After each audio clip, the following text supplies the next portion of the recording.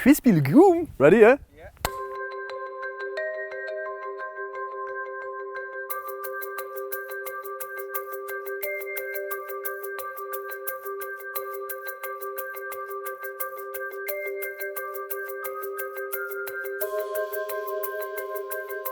The Kia Picanto obviously isn't the biggest Kia, but it is one of Kia's biggest sellers, and now there's an all-new one.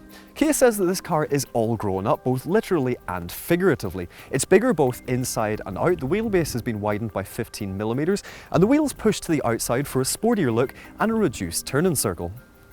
Personally, I think it's really cool looking. It's chunky and it's funky and it's much more squat and assertive than ever before, while those larger dimensions supposedly give it a bigger interior and better practicality. Along with that, there's new kit, the addition of a 1-litre turbo petrol engine and this new GT line trim for the first time. Plenty of changes then, so we're here in the car's launch in Tuscany to have a route around.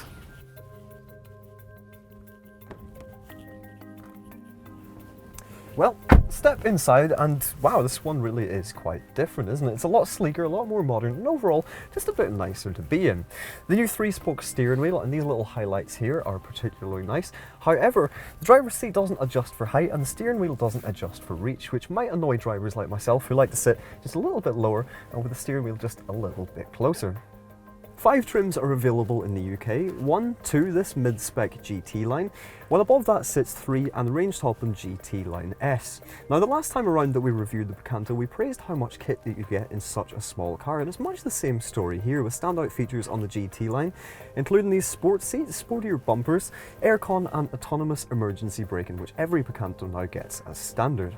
If you want a proper touchscreen, then you will have to opt for either 3 or GT line S. Instead, we've just got this sort of slightly dodgy 1990s style floating radio style thing, which obviously doesn't come with the sat-nav, so yeah, please excuse the tom-tom. However, the chunky controls both on the radio and on the aircon do make using them on the go a real doddle. Practicality was another strong suit of the previous Picanto, and despite its compact dimensions, it is a city car after all, it was quite easy to pack passengers here in the back. With slightly expanded dimensions, this one's even better, with a surprising amount of leg and headroom. As well as that, the extended wheelbase means the boot space shoots up from 200 litres of space to 255. The rear seats split 60-40, and with all seats down, there's 1,010 litres of space, which gives the Picanto the biggest boot by far in its segment.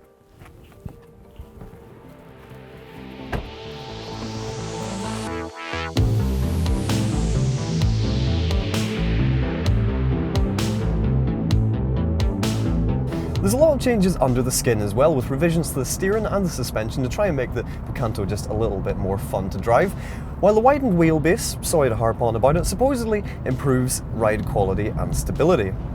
There's also extra soundproofing to improve refinement, along with torque vectoring to reduce understeer in hard cornering. Now the last Picanto could be a bit of a funny car to drive, with an overly light but also overly aggressive clutch, which could make it hard to drive smoothly, particularly at low speeds.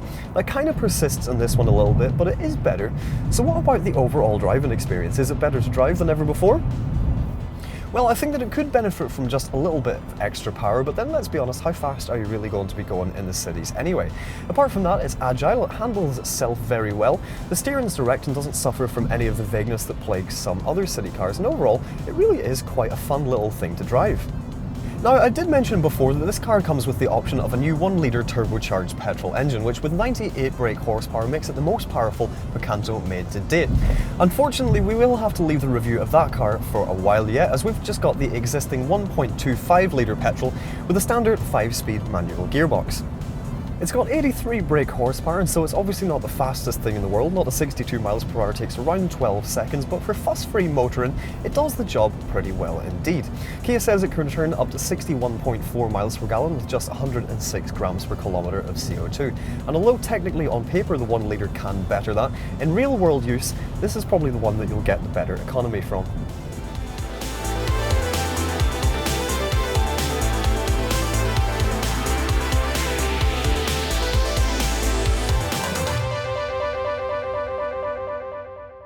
So how much does the new Picanto start from? Well, you can have it from 9,450 for the entry-level model, while this GT line starts from 11,450.